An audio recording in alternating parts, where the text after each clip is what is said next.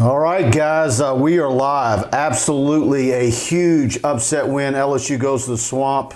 No, no one saw this coming. LSU's having fun retweeting the ESPN, or was that SEC Network? Those guys all laughing before kickoff about what to expect in this one. And, those of you of a certain age might remember the Pigs Fly game in the early 90s when LSU upset Alabama. This ain't quite that, but it's not far off. You had a Heisman Trophy candidate, a top 10 ranked Florida team that's going to play for the SEC championship. LSU goes into Gainesville with a patchwork crew. No Derek Stingley, no Micah Baskerville. Third starting quarterback of the year, Max Johnson, who played phenomenal. Defense played well tonight. Of course, gave up some big plays. Cade York with a big win, and it was a lot of fun to watch. I think even had they lost, I put this in our chat tonight, even if they lost, that was an inspired effort. And I think all season long, that's what people have wanted. What's upset most LSU fans is the lopsided losses and a team that looking like they quit. This team tonight played extremely well, like they wanted it, and they gave it their all with absolutely a lot of guys that normally wouldn't be on the field. I mean, look at the cornerback situation. Just absolutely fantastic. So you go ahead and give your take, and I'm going to start patching in some of our guys. Yeah. And we want to get to as many of you guys' comments tonight. My phone was blowing up all night long. What are we watching? Who is this team? And on and on and on. Yeah, there was a point in the game where I looked up and I said, did we just force back-to-back interceptions on the Heisman frontrunner? You realize, like... Oh, his Heisman was gone tonight. Oh, it's gone. LSU did it to him. And Florida's playoff. Like, that's the thing. If you hate Florida, I know a ton of LSU fans hate Florida, especially, like, my age group that, just grew up with those intense Tebow rivalries and all the drama and stuff. If you hate Florida, tonight is your night. And I want you to revel all over these comments because not only people been talking all season about Kyle Trask. Is he as good as Joe Burrow? Look at his stats, what he's on pace to do. Look, if you know football and you know stats and you were looking at anything, you know Kyle Trask wasn't fit to hold Joe Burrow's you-know-what, okay? Like, dude was not on Joe Burrow's level. Some of you that grew up with me that will probably tune in the chat if you're not live, or we grew up, Twin Oaks, Sherwood folks, Terre High. We grew up with a guy who transferred in late 5th, 6th grade from Florida. Big Florida Gator fan who talks trash with us year-round. I messaged him tonight, and he was going berserk. And I had fun with him tonight. Steve, you know who you are. My fellow classmates, you know who you are. This just absolutely killed him. I sent him, and I love to tweak him a little bit. I shot him a text during the game, and I'm like, Kyle Trask, he's basically an arena league Joe Burrow. And I poked the barrel. What a way, man. Ooh, yeah. Arena League doesn't even exist anymore. Yeah, Arena League Joe Burrow. So look, if you were talking Kyle Trask to Joe Burrow, it just shows you don't know football. Period. End of discussion. I'm not gonna give it any more mental effort because it's silly. That's it. End of conversation. If you don't understand, stats are inflated because of COVID year, defenses are down. If you don't understand that, Joe Burrow played a few softer teams earlier in the year. He played better against bigger teams. Look, just get it out of your mind because it wasn't a thing. So, all that cocky Gator conversation, out the door. Playoff hopes, flush them away. They're gone. They were bleak to begin with because you had to beat Bama. But well, you know what? And look, I want to give LSU a ton of credit, but also when LSU played A&M, and if LSU had any inkling of offense, that game could have been a lot more of a game than it actually was, and it was a game till third quarter. LSU was in striking distance with just a touchdown. And you know what the death blow was in that game? You remember that, right? It's T.J. Finley fumbling the ball, giving a scoop and score. But the whole game I'm watching, I'm thinking, Florida's got to be thinking, how did they lose to A&M? Well, now after seeing Florida tonight, I see it, and I don't think much of Texas A&M. So you talk about a COVID year, but none of those teams that we're talking about have faced the adversity that LSU has. it's just been a laundry list every day of some of it justified, some of it piling on. Man, what about Bo Pellini tonight? I mean, he's got to be fired up. Is that train already left the station for him? Well, is it too little, too late? I'm glad you brought that because I have some stats to talk about that. So, in a lot of respects, Florida was the better team tonight. So, if you look at the yardage split, Florida outgained LSU. They outgained them 609 to 440. I mean, that's a lot, dude. Kyle Trask hung 474 on LSU. I mean, if you take pick six, interception, fumble. I get it. Goal line stand. Yeah, don't get me wrong. He had his screw-up moments. Dude still hung 500 yards on you. Florida hung 600 yards on you. So I think when you look at that, like, how can you say, if you're looking at, by the way, it's 418 to 609. That's 200 yards. Gary Williams, yes, I grew up in your era, and I hate Florida. Let's see. Let me get, I saw Casey Campbell had a long one. Casey, do you guys think there's maybe less toxic attitudes in the locker room now? Look, these guys certainly have been told how awful they are. They've been told how they suck. Individual players have been singled out on talk shows and message boards, Twitter. They read it all. And, there's no doubt you've gotten whittled down to the point where it's an us against the world mentality amongst those guys. And I'm happy for a lot of them because these guys are putting in the work. They're grinding every day. And nobody likes being told how awful they are. Just an absolute huge win. And look, what happens if LSU beats Ole Miss? And look, we had some bad news during the game. Nate Wiggins, LSU's lone cornerback commit, flipped to Clemson early in the evening. So, but let's say, you take this win, you have a decent Wednesday signing day, and then you finish with a win over Ole Miss. You can really go into the offseason without knowing what's going to happen with all that Title IX stuff that's being investigated, and then make some big changes staff-wise. I think you can really go out on a positive. So, I mean, that's what I'm hoping for. I said that on my show Thursday night that I think a lot of the stuff that's been happening to LSU and Orgeron, look, some of it's his own doing, no doubt. A lot of it is pushing the wrong buttons, but there's been a lot of bad luck, and I do think there's been an awful lot of piling on that has made me at times feel sorry for Ed Orgeron and what he's dealing with, because no doubt they go to practice every day. They're grinding it out. They look at their phone when they're walking into the SUV in the evening, and they're being told this guy's leaving, that guy's leaving, the bottom's falling out, and they probably just had a good practice. Yeah. Hey, cool comment. Vili Fahoko in our comments. Brandon Fajoko's dad, the Warrior guy, made a comment in here. Go Tigers. Yes. Awesome. Yes. That just shows how much excitement there is for this win tonight. LSU really needed something because this was amidst, one of the darkest news weeks I had been around since Troy, for sure. And Orgeron made a lot of parallels to this, the last week in the Troy loss. Look, one of the things I always have given Coach O credit for, I wasn't high on him in 2017 at all, okay? But he did something I had never seen another coach do. Got his players' head back in the game after losing to Troy. I've seen hundreds of teams, when they have an epic loss like that, they nosedive for the rest of the season. And that's what LSU looked like they were on pace for. But here's a huge rebound. Look, this is going to be one of those deals. Everybody's got some games where like, man, you remember, this is going to be a game 20 years from now. You're going to be like, do you remember that COVID year when we were absolutely down to nothing and had this many guys on the road and this guy was missing and went down there and beat, Florida. This is right up there. They were on their way to the SEC. This is one of those games where you're telling the story decades from now. Even though this season is a dumpster fire, it's still going to be that one that you're telling the story about for years to come. And that's just about the upset alone, in my opinion. This is in the tier of 97 Florida, which this is the biggest upset since 97 Florida, right? I was going through it. I don't, unequivocally, there's no bigger upset because where LSU was underdog. Point spread underdog. Right, now other way around. We'll talk, let's talk about that on a bad day, okay? Yeah, Jim Milano, what about Joey Galloway on ESPN College Football pre-show?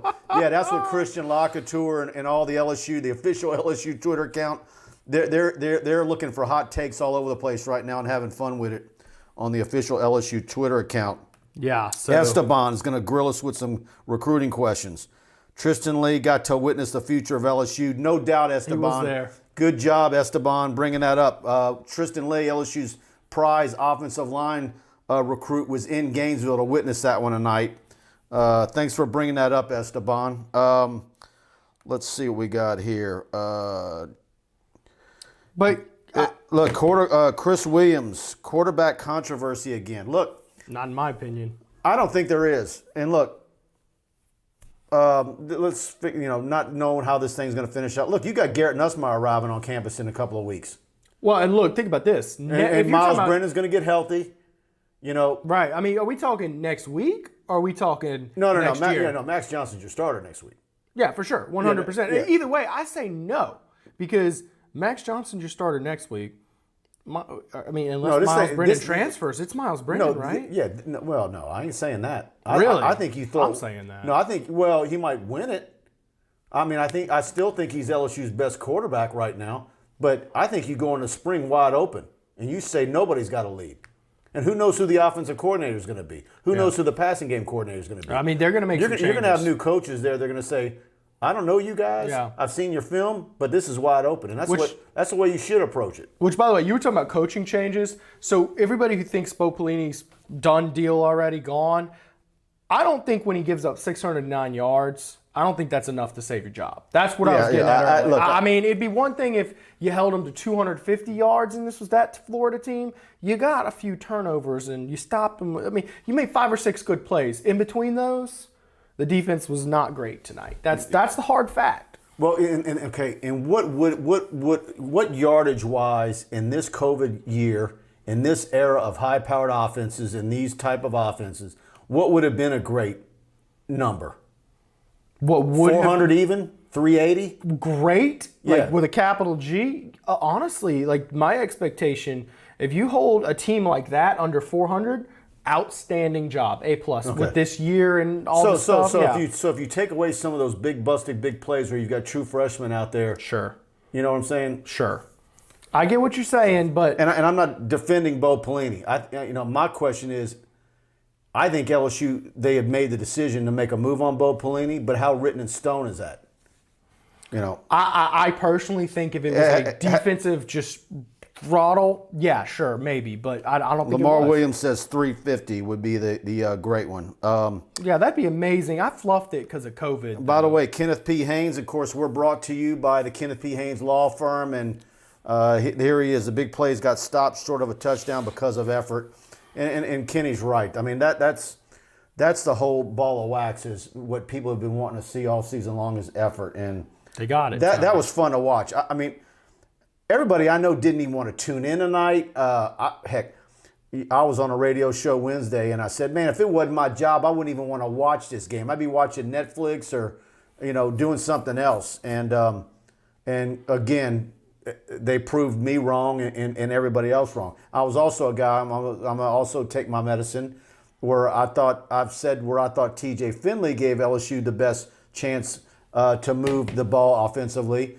And, of course, Max Johnson did a great job tonight and proved me wrong. And so I'm loving eating that crow as well. Well, and I've been telling people for last few weeks that I think it's time to give Max Johnson a shot. It's time for him to run it because the thing that stood out to me. Jonathan Stafford says horse blank. I need to know what that's about, Jonathan. He's a Gator fan. Oh, is he? Jonathan Stafford was my manager at Applebee's when I was 18 years old. Oh, is that who that is? Huge Gator fan. Okay, now what is the record now? Since I'm sure you've been talking smack with him, maybe. Oh, since I met him in 2010. Let's see. What is the last 10 years? What is LSU's record against Florida? I mean, LSU's starting to pull away with some numbers.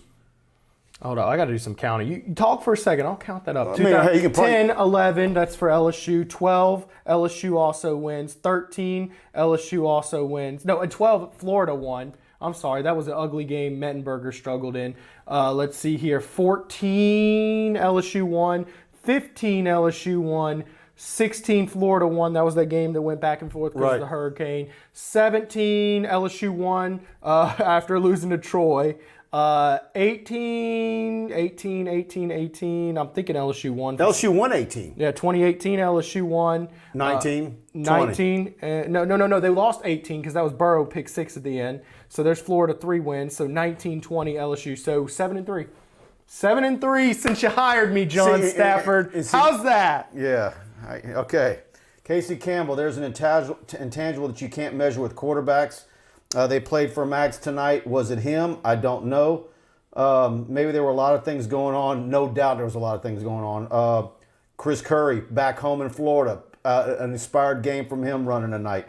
But you go with the guy that the team plays for, and tonight they played for Johnson. Yeah, no doubt he's a guy. And now you're 2 weeks away from, Garrett Nussmeier. He's going to sign on Wednesday. He'll be there. It's going to be very interesting to see how that plays out. I can't wait for spring football. Hopefully we're through COVID. And, look, our boy Blake Ruffino said LSU lost in 18. I was trying to give him another win. See, I caught it before he commented because he might have gotten it in there before the lag got to him. But, I caught it, man. I'm there. Just sometimes you're going through a decade of memories. You know what I mean? Yeah. You have some things get tied up in there. By the way, you guys, please do us a favor. Share this if you're on Facebook. Please hit the like button and share this to your Facebook. We appreciate y'all doing that for us. If you're enjoying the show, please. If you're on YouTube, hit the like button and also hit the notification bell and follow us and subscribe to our YouTube channel.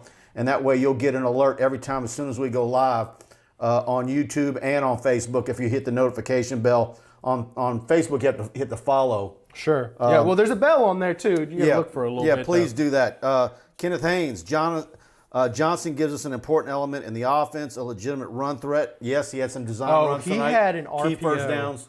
I'm gonna tell you as a X's and O's nerd, early in the game, he had a rollout to his left RPO where at the very last second he checked it and got it to the receiver. That's promising, y'all. I'm just saying that kind of stuff takes some mental fortitude and patience and discipline. He did not look. He had ice water in his veins. I mean, he was didn't cool look as rattled at a all. cucumber, man. I mean, you can tell he's got the bloodline and pedigree. This is why I think Max Johnson should have been given a shot because you're looking at games like Texas A&M.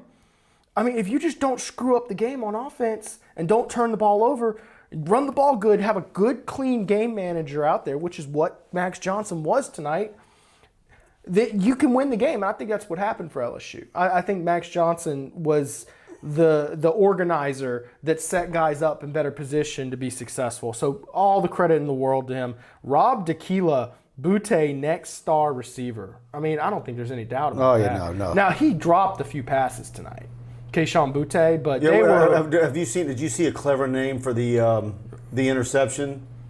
Booty? No, the one that bounced off the helmet and then... Oh, God, yeah. Is there anybody having a clever name? If y'all put that in the comments below. Game. Can we just pause? Is this the craziest LSU Florida game yet? This is the craziest series I've ever seen. Yeah, but see, there was a run where it was the Auburn series. It was crazy. Now Florida's gone there. Well, I mean, you got when was behind... when was the last time we had a crazy Auburn game? Now somebody's going to say, 2 years ago. But no, I mean... No, I'm talking crazy, wild stuff. Yeah. Like, okay, Josh Jasper flips it behind his head and it bounces on a straight line. Yeah, and speaking of that, Elias Ricks again. Second time where I'm having Brad Wing flashbacks. I don't like that. Stop doing that. I know they've talked to him about it. He's got a bad habit of... He does. I mean... but he's been a baller. And I'm going to be honest. I mean, great. That was a huge play. I mean, you don't win that game without that. But, look, man, that should have had a flag on that. Don't you think? That there should have been a flag thrown on him doing that. Backing in. They laxed on it. I'd have to read the rule book. I don't know. Because, I mean, it seems like they hadn't been calling it on Now, here. if a wide receiver did that, they'd throw it, wouldn't they? Probably so. Is there a difference in the way they view that, offensively or defensively? Well, whether the rule book says it or not, To me, it's a flag. It's taunting. Yeah, I 1,000% promise you they do view it differently. But regardless, yeah, he's got to get that straightened out. That's like the third time he's made a just rookie mistake out there. And the dude's been a straight baller. Yeah, no. To me, it took away from it. He had a bunch of, you can say it's. I mean, I don't even think your generation approves of that, right? I hope not. I know guys like me look at that and say, man, don't do that. And it just drives us crazy. All right, so my generation, I'm going to speak on behalf of the millennials here, okay? And if we have any millennials here, back me up if I'm right, wrong, okay? we say, don't get the penalty. Don't hurt your team. Like, put your team in good position. Do we care if you're showboating? Hell no. I don't care. Go have fun. I love the dancing and showboating. No, I'm good with at the it. gritty. I'm good with grittying and all that Don't stuff. throw a cleat 20 yards. We haven't even talked about the cleat yet. Yeah, no, that we got to guy, go on a tangent there. The cleat, I dude. want to go look at the Gator message board. That guy, man, how bad is he getting eaten alive? By the way, big thanks, as always, to Kenneth P. Haynes, attorney at law. He sponsors us every week. Absolutely vital to us doing this show every week. And if you've been with us on the ground floor, you know how we've improved this every week. Although last week we had a terrible connection. I think I might have tracked it down either a bad USB cable or it was just Cox as usual. But I want to thank Kenneth P. Haynes, attorney at law. He brings us the show to you guys every week. Of the Weems, Shemp, Haynes, Shermwell, and more of your full-service Shreveport law firm. If you're north of Alexandria, all the way to Monroe, Shreveport, they're your law firm. Kenny's bio is linked in the description. Please click on it. Check him out. He's the only lawyer in the state practicing outside of New Orleans that is board certified in appellate practice and family law. He's been board certified in family law since 2004. Board certified in appellate practice since the inception of the specialty in 2017. Over 30 years experience representing individuals with their litigation needs, family, personal injury, commercial. He's got you covered. He's a founding member of TigerBait.com, one of our best message board posters under the handle Tiger Shark. And his firm has successfully cared for people's legal needs since 1983. And he's an LSU Law School grad, class of 1989. Give him a call, 318-222-2100. That's Kenneth P. Haynes, attorney at law, and as good as it gets if you need a divorce. Hopefully you don't, but if you do, he's your guy. Personal injury, the works, and we thank Kenny for being with us as always. Great fanalist, too. I mean, it's awesome to have a commentator who's a sponsor here on the show. I mean, awesome stuff, man. He got some interesting comments. Rick's got Trask in the head because he did it in his face. That's his argument that the showboating got in his head. Dude, I don't know. I think Bo Pellini's defense, his MO, is create chaos and create turnovers, but it's okay if you give up big plays. I just think that was Bo Pellini defense kind of sort of working the way it's supposed to tonight. That's my opinion. I don't think he was a head case. I think he's a fifth-year senior, and he threw for 500 yards. He just had 3 really bad plays, and they got stopped in the goal line where they couldn't execute. So, I mean, it is what it is. Great for LSU for stealing the Heisman from Florida, stealing the playoff bid, and shutting down that is Kyle Trask as good as Joe Burrow. That's one of those deals where, you know, and again, it's probably a generational thing. I know guys that are over 60 years of age that still hate Ole Miss more than anything. That's their team. My generation for a while was probably Auburn until Saban arrived in Alabama. Then it's been Alabama. But Florida has crept up into that category of hated. And I don't hate them, actually. I don't understand the hate personally. There was this stuff with Oliva. The hurricane stuff, that was petty. But I think Oliva really, because he had no personality and didn't know how to do the PR on it, he ended up getting the bad side of it when. Yeah, he did. Yeah. Because they lost that game at home. Yeah. And, then you set them up in bad position, having to go to the swamp back-to-back years. Kenneth Haynes, Gators are melting down, saying the corner was the worst cover guy in the country before he threw the shoe. Now he is worse than the worst. Yeah. I'm going to just say something real quick. I'm going to just throw some thoughts and prayers out for that young man because I know he's eating himself alive. I'm sure he's not actually that much of a bonehead where he justifies that. We didn't even talk about Cade York and his 57-yarder. That's the thing. This game, there's so many crazy things to talk about. We could write down a list and 20 things. I remember writing my story post-game. I'm like, dude, what do I go with? You got to lead with the cleat. But from the cleat to York's shoe. Well, look at that. You saw the title of this show, right? No, I didn't see it. Let's see. Upsets Florida, ShoeShank Redemption. The memes are incredible. And you know what's great? This was a prime time I stole game. that. A friend of mine sent that to me. I said, where did you see that? Because I think I'm going to use that. And he goes, it was just some random guy somewhere. And I said, well, I'm using it. And you had of course, the ShoeShank Redemption is my favorite movie, so I was definitely using it. Such a great. My wife hasn't watched it and refuses to watch it with me. What? I know. Should I get a new one? No, you can't. No, she's perfect. All right, let's see what we got here. Steven Stokes, Poise and Toughness. Max is going to be great. Best game of the year, no doubt. They beat Ole Miss, and they should be really good next year. That's what I'm saying, Steven. Let's see how signing day ends up Wednesday. We could have a lot of good positive news or have a good outlook. Yeah. Doesn't help that Nate Wiggins flipped to Clemson tonight. But corner is not a huge need in this class. They need safeties. They need offensive linemen. And they need linebackers. Yep. So I think the big worry, look, Tristan Lee being in Florida, that was huge tonight, Huge. like Esteban brought up. But look, and I went and saw last night Jordan Gilbert, U-High at STM. Preston was at LCA at Newman. I posted Jack Besh's video from last night in his interview. Interesting stuff from Jack Besh in that TigerBait interview you want to check out, where he's talking about how LSU coaches are talking to him about how his role might change depending on what's going on with Arik Gilbert. Very, very interesting. And I got his highlights. He was unbelievable last night. And I'll be posting some of Preston's highlights tomorrow from the LCA Newman game. You got some good interviews and so forth. So That's right. But anyways, A lot of fringe guys there, too, that you don't really think about. You think Arch Manning and Sage Ryan. There's 3 other guys there who were You have a good signing day on Wednesday. Not to say LSU is going to clean house and get everybody they want, but if they finish the day strong and you got a good idea of what their game plan is going to be going into January and the second signing period in February, and then you end with a win at Ole Miss, all of a sudden you're got a little extra giddy up in your step. If you're an LSU football fan and wondering about the direction of the program. So, great comment, Casey Campbell. That LSU kick by Cade York, not only was it a 57-yarder to win the game, right? You know that was the longest made field goal in LSU history. Really? Okay. That's wild. And I was thinking to myself, like, in the fog. In the fog. And he literally said it was like kicking through soup. Dude, I knew their guy was going to miss. I don't know how I knew it. I just knew it. I had a feeling, dude. And I don't know. And I was watching Jay Ward on the edge, too. I'm like... Well, I'm going to tell you this. And he's in the picture on our front page, Jay Ward. If it goes to overtime, I think LSU loses that game. So that's huge. I can't believe Kyle Trask drove him down the field like that. Like, man. Whew. But yeah, no. Bobby Gode, Butte is a baller. Yo, he is. Yeah, I just mentioned. How about that Jay Ward pick? Yep. Mentioned Jay Ward. Man, you had a lot of guys out there that played well tonight. Guys that we haven't really seen a whole lot of. You had Cole Taylor out there at tight end.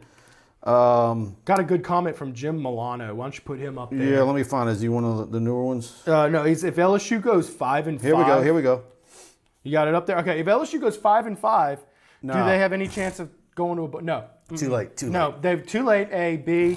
I mean, if you go 5-5, you have a winning season. Take the 5-5. For sure. That's a huge deal because statements to recruits like, we haven't had a losing season since 1999.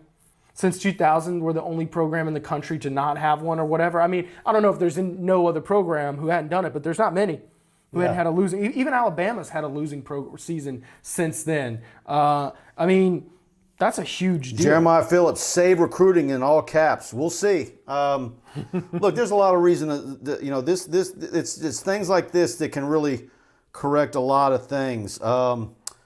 Dan Mullen presser was great. Press was not friendly. Oh, my God. I watched it. They were so mean to him. Look, all I got to say, LSU PR people, don't complain about the media. Because those Florida guys. Dan Mullen brings it on himself, okay? He's not likable. He just isn't. And he's irritable. Did you see his halftime? How many yards do we have? Yeah, he's 340? He's an ass. Seems like a lot. No, hold up. I'm going to tell you this. He responded politely to these reporters being straight jerks. I would never ask. Like, okay, I didn't hear it. So you might. I'm gonna just talk. So one of the things the reporter was like, "Well, coach, it seems like week in and week out, this defense just can't make a stop. What are you gonna do to improve it?" I'm like thinking to myself as a reporter, I could never imagine myself in a million years asking Coach O a question like that. I feel like that's.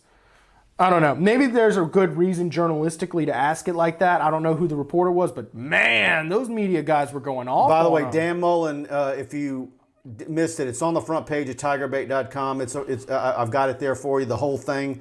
Go to TigerBait.com. It's right on the front page. I think it's the third listing We're waiting on. Let me see if I don't even know if that's one thing we've been getting lately is LSU's getting us the links to Ed Orgeron's video is been running late for weeks now. I don't know what's going on, but we'll have that up on the site. Yeah, they still haven't gotten it out to us yet. It's not been good. I had Dan Mullen's video up before I had Brian Lazar's analysis up, which that shows you Florida getting their stuff up quick. Tyler Mason, good question. Who wins the Heisman now? Because that was the front runner. It's got to be Mac Jones. I would think Mac Jones, but maybe Trevor Lawrence as like a career achievement type thing. You can't do that with him. They don't do that. It's going to be Mac Mac all Jones the time. But it will probably. I'd say Mac Jones will be the favorite, followed by Trevor Lawrence. I mean, all the other guys who were looking really good, like the BYU kid, lost. I mean, yeah, you're probably looking at Mac Jones, Trevor Lawrence, Justin Fields, who's played 4 games. Greg Price, great video on Mullen. Thanks, guys. Yeah, we got that up. It's on Facebook. It's on our YouTube channel. And if you go to TigerBait.com, it's on the front page. By the way, subscribe to TigerBait. Do the $1 trial. You get us for a week for $1. Perfect timing with National Signing Day on Wednesday. You'll get all that premium content. I've got loads of prospect video coming in the next few days. Interviews with some of the guys who are going to be signing. There's going to be a lot of scoop coming on how LSU is going to finish out this recruiting class. If you go check the chat recap from Wednesday, the probables and possibles and questionables is there, and that's a good guide as to how we think things might be happening. And I'm probably going to put out another one on Monday. Also, either tomorrow or Monday, I'm going to be putting out the final top 15 for 2021 in the state of Louisiana. Going to be some interesting movement there, to say the least. I've been working on that for a week, so and I've got some content to go along with that. Brennan Warner says Devontae Smith is the Heisman lock. Could you imagine? Yeah, and Devonta was asked He's that. Been great. He was asked that after the LSU game about wide receivers winning the Heisman, and it just it really doesn't happen. It's a quarterback award. It is a quarterback award. I mean, or maybe a running back sometimes, but it takes a lot for a receiver to win it. Takes a lot for anybody else. Of course, I thought Tyrann Mathieu should have won it. I agree. I mean, look, you think about incredible seasons. I mean, how many of those quarterbacks? Casey Campbell, just my opinion, but I think more? Smith. I think he winds up in Tuscaloosa one way or another. If you're talking about Mason Smith, nope, he's going to be an LSU Tiger. It's a good call, and he's got a really good friend, Corey Foreman, who Trenton Eubanks, K. York for the Heisman 2020. I was thinking about it the other day. Who is it? Rummel? That remember former LSU quarterback Corbello, John Corbello? His son is a kicker. Is it Rummel? One of the New Orleans schools. I heard it on the radio on the drive-in. And I think I still in a box somewhere have the Corbello for Heisman T-shirt that they were selling around Baton Rouge back in the day. If you guys know which school his son's at, I thought that was interesting. I didn't know that you're showing your age when you're seeing guys you covered. Now their sons are high school kickers. Let's see on this. Lamar Williams, I'm sorry. Smith is still not better than Chase. I mean, Chase had a very good season last year, but worth noting. I like Jamar Chase's size. The Heisman race is not nearly as robust as it was a year ago. Can we agree about that? Yeah, it's just an odd year. It is an odd year. It is. Yeah, I mean, look, can Jabril Cox come back? I'm in a text group.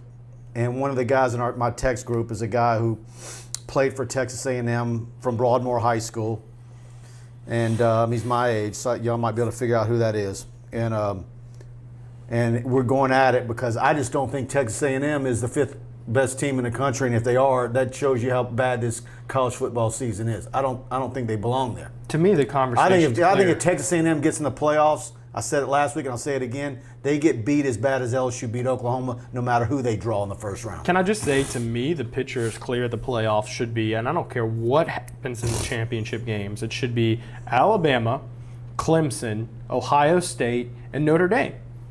That's into discussion, in my opinion, but I guess people will. Oh, Casey says he was talking about the Heisman. You're probably right. It'll go to a quarterback. Sarah Fuller will win the Heisman. Coach Ken, no, not Bucky, but a few years before him. That was a funny comment Wally. for Chris William. All right. Let's see here. Travis Cantrell, absolutely. Let's see. Jim Milano, shout out to Racehorse Haynes, my LSU Law 1989 Section 4 bud. All right, let's see here. There you go, Kenny. Man, yeah, Tyler Mason. Corey Foreman is staying out west or going to Clemson. I think he stays out west, but Clemson is hanging in there. I want to point something out about Corey Foreman, though. I've talked to Mason Smith a lot, and those two really do want to play together in college. In fact, at one point, he told me 100%, but I've never bought into that. I'm about to say, I've heard a lot of recruits say 100% were a package deal. What was that kid from the duo from Edna Carr? Remember Speedy Noyle and Gerald Willis? 100% package deal, right? They don't even have the same teams on the table. I was talking about Speedy Noel the other day in reference to LSU and their little issues with players that miss games. And you know why they end up missing games, don't you? But they don't miss everywhere else. Let's see. My man shouts back. Okay, yeah, Jim, you got it. Let's see. Dexter Alexander, former LSU player, by the way. Ohio State or Notre Dame at number 4? I mean, Notre Dame. I mean, Ohio State's done their thing, and, assuming they get to play all their games, I'd put Ohio State number 2. Chris Williams, do you think the win tonight makes Gilbert stay? Doesn't hurt. I think Arik Gilbert, I think LSU's, I don't know if it's 60-40 or 50-50, but I don't think it's a slam dunk that he's, going to end up playing for somebody else. I think LSU's got a good chance. There's some circumstances there that I think a lot of media started walking back midweek once they started hearing actually, what's going on there. And hopefully Arik gets everything the way it needs to go, and we'll see what happens. Here's another story. I do know, what I do know is at the beginning of the week, I was told that his mom wants him at LSU. So is that still the case today? I don't know, but we'll see how it plays out. Here's the big storyline tonight. If Arik Gilbert doesn't opt out, does Arik Gilbert also forget to tie his shoe and lose his cleat? You got to think about these things, because that was Cole Taylor. That was a replacement for that. So it's just funny how these things work out. So Cole Taylor gets his cleat thrown, and then, right off of Cade York's right foot, they get the dub. Yeah, let's see here. The offensive line stepped up big tonight. Trenton Eubanks. Yes, they did. Great communication and great intensity up front. I also don't think Florida did a great job getting after the quarterback. But Max Johnson showed some poise, too. Yep, and he was able to move left, move right, take off and run, was about to be a negative play into either an even play or a couple of yards. He had a couple of first downs. You know who he reminds me so much of? Matt Flynn. Think of a left-handed Matt Flynn. He can kind of scoot, kind of run, has that little lofty hang up in the air pass. But he's a game manager. Goes out there and does his thing. He's a lot. It's a little eerie similarity in my opinion. Let's see. So we got a lot of comments about players staying. They've asked about Jabril Cox and Deculus staying. How is Kirby Dumb able to recruit Gilbert? That's called tampering. But comments on Deculus and Cox staying. In my opinion, a couple weeks ago, I said there's no one named, other than Terrace Marshall, you all need to come back because COVID's going to give you all a year. Just come on back because no one's ready for the NFL. Deculus, I think, he could benefit from another year coming back. I don't know if he will. He's got his degree. He'll be a senior. He's a senior this year, right? Yeah, and that's when we get back. We'll see. Well, it's like Liam Shanahan. He comes down here. I mean, but look, let's say this can change a lot of things. A win like tonight, and they finish up with a win next week, and all of a sudden, these guys have a little bit more excitement and happiness inside that football facility, and they're just not going in every day and it being like a morgue. There could be some positive things that happen here, but for offensive linemen, that is a tough thing because the work that they have to put in and the wear and tear on their bodies, big guys, knees, hips, Let me put it like I think this. it's rougher on them than any other position. If he's playing for Nick Saban, he's back next year. Because Nick Saban's going to be in his ear saying, right now you're a third-round draft pick at best. You're talking about who, Deculus? Yeah. Yeah, ridiculous. Now, Jabril Cox, I heard Todd McShay talking on the broadcast, which, by the way, broadcast quality, way better than what we've been seeing recent weeks tonight. Great broadcast crew, in my opinion. Todd McShay said he had him right as a high, like a 35th overall prospect. Like, we're talking right outside the first round. Yeah, he's gone. I think Damone. I didn't know that. I think he was Damone that Clark high. is about to make a lot of money. I've been hearing stuff about what the NFL people think of Damone Clark, regardless of his production for LSU. They realize he's been playing out of position. He's square peg round hole. They're foaming at the mouth over Damone Clark, a lot of NFL teams. He will test well. He's smart. So let's see. New comments. Y'all get your comments on. We're 40 minutes in. We're going to go a little bit longer. So do you know where the C.E. Bird Catholic game is being played next week? I didn't catch that. Did you see that? I don't know that one. No, I'm not too versed on I don't have the brackets memorized for high school quite yet. Let's see what we got here. I saw Karen Crow hung 80 points last night, though. What about the no call on Florida's number 72? What no call is he talking about? Yeah, 72. I don't know. I saw a few plays. There was on the touchdown for Kyle Trask late in that game, that bubble screen, there was a holding on one of the corners there. I was like, what's going on there? There's a few no calls I saw, but nothing was egregious. What do you think about Flott? Brian Andy Penton, he had an LSU shirt on tonight. Who is that? They're talking about, what's his name? Johnson's little brother, right? Max? What's his... Or are they trying to say Tristan Lee was? I didn't see Tristan Lee, but the Johnson's little brother, the tight end from Yeah, well, he's got an LSU offer. Jake's a good one. And he wore an LSU like jersey shirt, and it wasn't his older brother's number on there. It was number 3. Brian, who are you talking about? Or one of you guys let me know. Let me see here. Was it Max's little brother, Chris Williams? Yeah, I know. They're talking about, I believe Max's brother is a top tight end recruit. LSU wants him. Yeah, that's who they're talking about. He's a good one. He had an LSU shirt on, and look, his older brother's obviously the quarterback for LSU. He's going to support LSU. Well, I always thought, look, quarterbacks, they sign somewhere. You obviously have 3 quarterbacks at LSU with a 4th coming in just weeks. You don't carry them. Someone's going to transfer out. I agree. And I think, that's probably what Jake's been doing. I think he loves LSU. But he's probably been waiting to see, what's the trajectory of his brother. And now maybe it's looking a little bit more positive for Max right now. So someone asked, they think Ali Gay is going to go pro early. Man, No, I don't think he can. I don't think he can either. I think he needs to come back. But I think he's had some good moments, but I think he needs to bulk up. I think in another year, he's going to be lights out. And he already is. He's just so raw right now. Helmet to helmet after the play, reviewed and no action taken.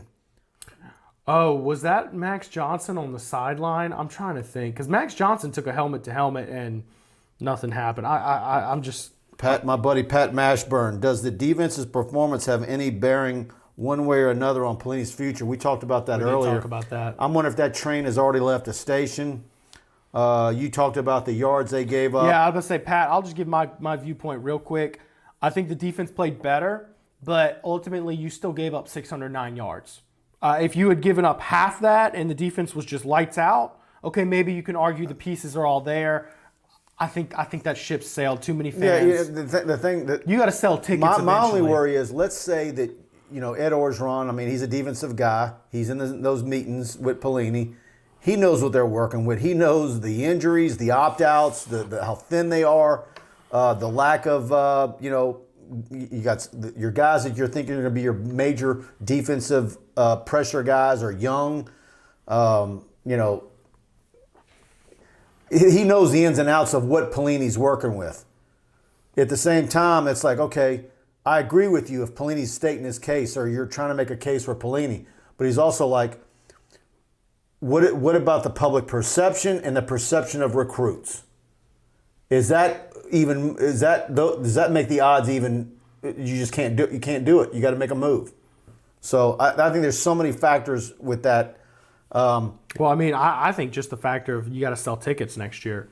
Yeah. I mean, are fans going to want to buy season tickets after they opted out last year when they think nothing's going to change next year? I think you got to give them some hope. And I think Orgeron, if he does pull that trigger, He's got to pull a big time higher end. Yeah, Lonnie Young. See, and I agree with you, Lonnie. Come on, guys. We're out our 3 top cornerbacks most of the night. Yeah, if you take out some of those big plays, but of course, big plays is what's hindered LSU all season long. But still, I tend to give. No, I cut him some slack. I think everybody on this LSU team deserves an exponential amount of slack. You know, and look, if you want to argue that Bo Pellini hadn't had the personnel to do his thing this year, that's fine. You know, and if that's what Ogeron sees it as too, I can get behind it. If that's truly what you think as a football professional, okay, go for it. Just make sure you're getting to that direction you need to eventually. Mike Smith, Cade York for Lou Groza Award, and Zach for Ray Guy. That's my cousin, by the way. They both had great chances. What did Rosenberg do tonight? Oh, Rosenberg pinned him back inside the 25 times, including once on the 1. Let me pull his full stat line real quick. I mean, he was... Look, I think Rosenberg should be a lock for the Ray Guy in my opinion. He has been money all year. I don't know, man. He had some bad punts a couple of weeks ago. Yeah, sure. Okay, name a punter in the country without a few bad punts. I don't know. He's if you look at his in the 20 percentage, in fact, McShay said... I think he said he was number 2 in the country in terms of pinned in the 20 percentage. It was like 30%. It was absurd. Rosenberg, 8 punts, okay, 5 inside the 20 tonight. Average 44.6.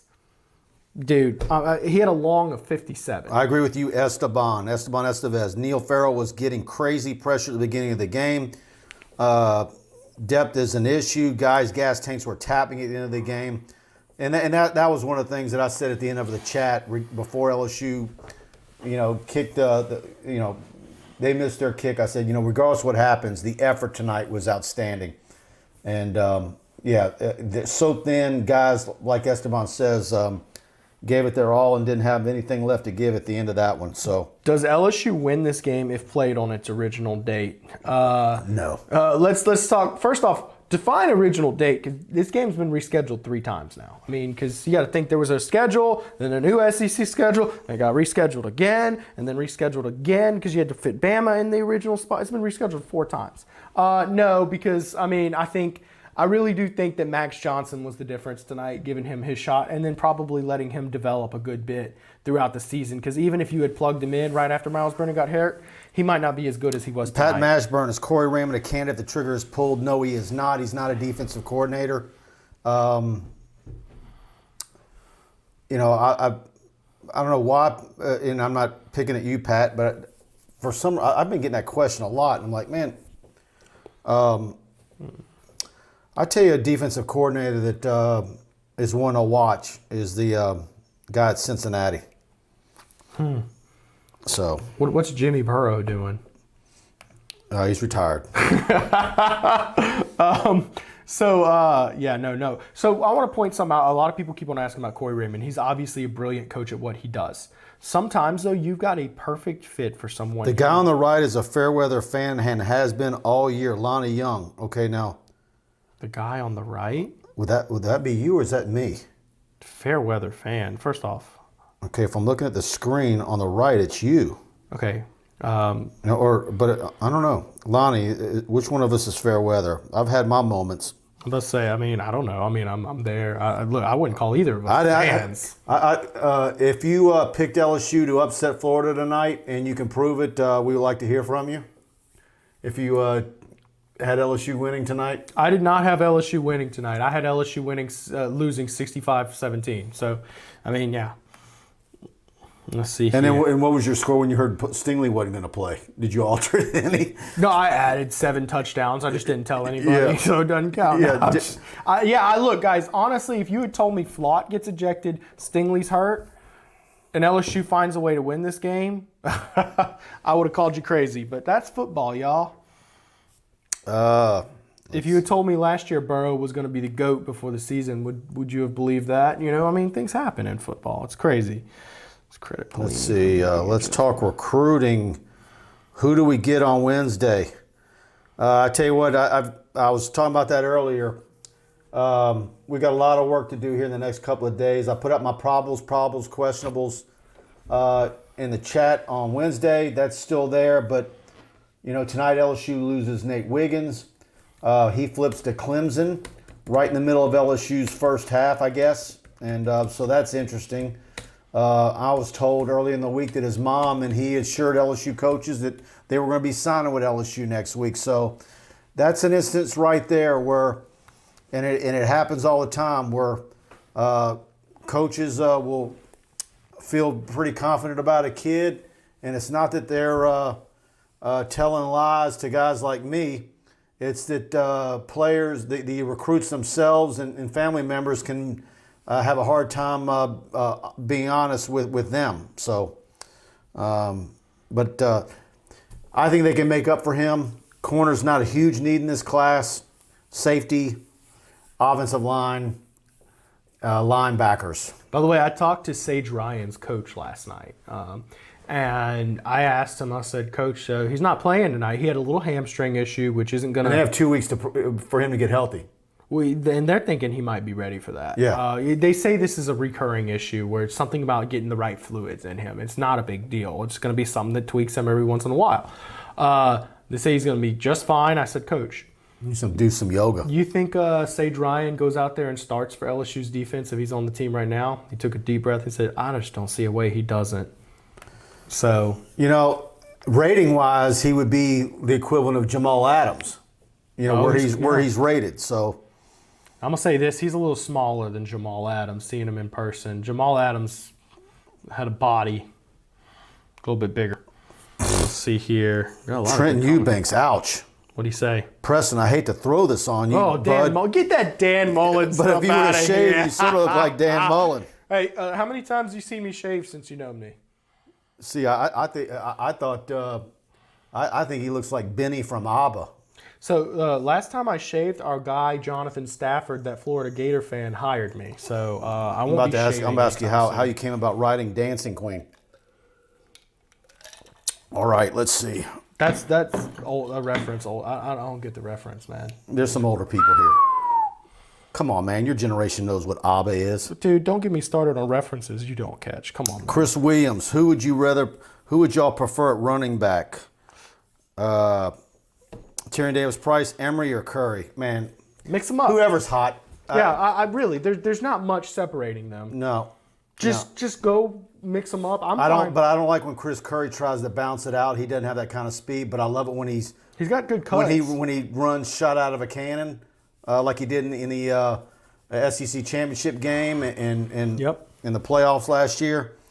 I'm going to tell you one thing. I think Chris Curry is your best goal line back. I think Tyrion Davis-Price, they keep on trying to make him this goal line back, and it's just not working. Yeah, that was one of the things my buddy, my Florida Gator buddy, Steve. Here we go. Chris, 70-24 Bama next week. That was my buddy Steve. That was one of his comments he threw back at me. Oh, we were looking ahead and not concentrating on stinky LSU, and we were looking ahead to Alabama, and that's why. Here we go. Chris Willis backs me up. Alba rocks. Yes. Here we go.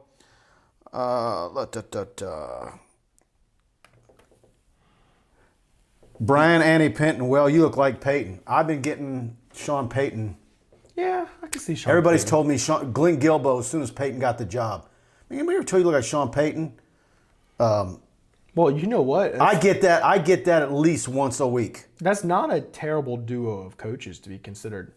Like, Dan Mullen and Sean Payton. Sean Payton can coach. Payton's got more wrinkles than me. Yeah, well, he also uses more hair dye than you. Mo Hampton has been a big disappointment. Man, I saw somebody tonight in the media with hair dye.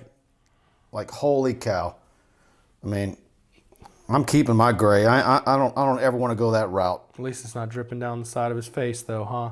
So, what you think about Mo Hampton this year? I mean, man, people brought that up in the chat the other day, and I'm like, okay, I can. There's other guys I can say the same thing about. I thought Jordan Tolles might have been more of a factor this year. We hadn't seen him. Ooh, and that's one you probably should have kept. You probably could have easily kept on to him. I don't want to go too much into his situation, but let's just say it could have easily been a Tiger if they, had done things differently. The Peyton and Mullen show. If anyone needs me, I'll be on my floor hyperventilating. Hey, man, I'll take it. Let's see. You hear Parker downstairs? Is he coming through on our mics? My little dog's downstairs, and he's got separation anxiety, and It sounds like someone's sticking an ice pick in him. So I want to ask, we actually still have a lot of people on the show. I want to ask y'all. Go ahead. So we got Mississippi State, the guy peeing on the goalpost last year, okay? And we got the Shoegate tonight. Have y'all ever seen any flagrant foul more boneheaded than throwing a shoe 20 yards on third down when you made the game-winning stop? He will be 50 years old, 60 years old, and that will still be his legacy. I mean, my goodness, man. And, like, there's a minute 59 to go. You just made the stop. If you punt that ball to Kyle Trask right there, LSU loses 1,500%. Kenneth Haynes, time for Hampton to choose a sport. Ooh, here's a good comment. What about bringing Muschamp back? I'm going to address that one. In my opinion, do not hire a coach who's not been a defensive coordinator in the last 5 years. Offenses have changed dramatically in the last 5 years. Quarterbacks have changed dramatically. Bad quarterbacks have been reading defenses in their Pee Wee League running spread offenses since they were 12 years old. I'm all for Muschamp getting an opportunity to be on the SEC network set. Oh, no, I say bring him in as an assistant off the field. Something. Do the Saban coach rehabilitation program. You know your SEC shorts guys you like so much? Yep. Do their program, man. Make them an off-the-field assistant. SEC shorts, tell me they're not going to have fun with Florida Monday. Oh, dude. I can't wait for that one. You know it's going to be. Who else would it be besides Florida? No one. Do you know how many they're shoe gonna jokes? They're going to have fun with Florida. Dude, they're going to go to town. I love SEC wait. shorts. Those guys are hilarious. As Austin Powers said, who throws the shoe? I wish they would do like a behind the scenes where they're like, coming up with their ideas. Yeah. Yeah, Kenneth Haynes, I agree with you. Say no to Muschamp. Yeah, I'm done with him. He's collecting millions, go to St. Lucia, Hey, you pull the who's that offensive coordinator that Ogeron fired a few years ago? Canada. Yeah, pull a Canada. He literally is living on a private island right now. Like, yeah, good life to live. Chad Michael said exactly what I said earlier in the show. Ricks got lucky. It was pick six, wasn't flagged. It was Brad Wing against Florida. It's several times this year that Elias Ricks or Eli Ricks has done that, and it's I'm surprised he didn't get flagged. I thought it should have been flagged, but LSU's lucky they didn't. I got another comment on Muschamp, just so y'all know. So I used to work in the LSU athletics department. He made some good friends in that athletics department, friends who would love to have him around in any capacity. Who's that? Muschamp. Oh, yeah. Oh, no. They love Muschamp. And he's, look, behind the scenes, when he's not red as a cherry, he's actually a pretty cool guy. Dude, he was helpful to me when he was at LSU under Saban, recruiting stuff. People love him. So I wouldn't be surprised to see him in some capacity. I don't know. I don't see him at LSU. I don't see him at defensive coordinator, though. No, I don't. You couldn't see him taking a cushy off the field role? He's taking a year off. I see him as an $8 an hour intern to screw over South Carolina, but Thoughts on Urban Meyer being a head coach? I got in this debate last week with somebody, and it was, Orgeron's not going anywhere, but look, it's been a silly season. You'd have people, Mike, I'm hearing that Orgeron's in trouble. I'm like, first of all, who would you get? If you're not going to get Urban Meyer, and Urban Meyer has already said no to Texas. But I did have this scenario. If he did want to get back into coaching and it was a battle between LSU and Texas, I think he would take LSU over Texas. I've heard him talk too many times about LSU and the advantages here. But I don't think he gets back into recruiting. And the thing about Meyer is, what is he, about a 3-year proposition before he starts having heart issues again? Yeah, but he'll get you a national championship. Yeah, worth it, right? And the flip side of it is I think maybe is maybe the only thing that would make him not take an SEC job is that Saban's still in the league. Just in this crazy hypothetical, because we both agree it's never going to happen. You also have Burrow, who you could use to recruit him. Him and Joe Burrow, pretty good buddies. So maybe that's a little liaison. But it's not going to happen. My point is, if something did happen with Orgeron, and it's not. And you try to put together a hot board, which what we do is on our websites. Every guy that runs a site like mine, you do what you call a hot board. Whenever Les Miles got fired, we put out a hot board of the guys that we think could be candidates for the job.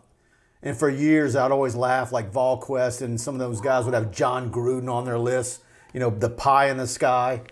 But it's like, but if you went line by line and you said, here's the guys that you could actually get, here's the guys that are like the flavor of the month, man, the coaching, the options that are out there are weak right now. This is not a time to hire. First of all, with LSU, what LSU's dealing with Title IX, people will always throw in Hugh Freeze right now. He's not hireable at LSU. You couldn't hire him here. And anybody else. After that, it's such a drop off. It's so. You'd have to go out bid some major program. Someone told me that in order for LSU to if they went bold and did something crazy, they would actually have to spend 10 to 12 million. Because you're going to have to go get somebody that's got a great job. Dude, yeah. You got to and so it's just. You'd almost have to go to the NFL. I'm trying to think of like college, collegiate guys. To get a guy who's going to make fans happy, not some just up and comer who's kind of good, Chris will say it would take $20 million a year to come back. Yeah. All right, guys. I tell you what, I think we've got it all tonight, huh? We went a full hour. Yeah, no, we've got a full hour. Do you want to give them a last call, or what you think on that? Last call, guys. And we'll give you a last call. We'll get you comments. Dexter with another good comment. Butch Jones, Charlie Strong, Steve Sark, Major Applewhite, all on Billy Nick's Napier, staff. Dexter Vaughn Alexander. That was the name that I said. I said, because of the market being what it is, you would actually have to go down, to a Billy Napier, which I think he's probably a year or two away. But he's going to be a guy. In fact, I think South Carolina messed up. I would have hired Napier over Shane Beamer. Yeah. That's just me. I don't see how Shane Beamer sells tickets for South Carolina. I had one of their insiders message me saying that they wanted to fire Muschamp this year, so the market of coaches, they didn't have to compete with big name programs who were going to do it next year. Yeah, but look who they ended up with. That made zero sense to me. I said, dude, that makes sense if you go and get a big name, you make a big splash hire. And while, Beamer might be a good fit for South Carolina, it's not exactly a big splash hire. Like, who were you outbidding for Shane Beamer? You think LSU's going to go hire Shane Beamer? No. That and his whole argument was that, well, maybe that's good reason to think that South Carolina knows something about Orgeron. I'm like, all right, no, they don't. Because this falls apart so Kenneth easily. Haynes, surprise wins make for good shows, no doubt. Did not expect this one tonight, Kenny. This was fun. Yeah. All right, guys. I tell you what, we're going to wrap it up. Thanks to all of you for participating. Please hit the like button, share, whether you're on YouTube or Facebook. Glad to have you. Go to TigerBait. Please subscribe. We want to have you. We also have the TigerBait gift cards. If you want to give an annual subscription for Christmas, please look into that. I think it's a great Christmas gift. LSU fans will use a TigerBait subscription every day of the year. A lot of minutes and hours spent.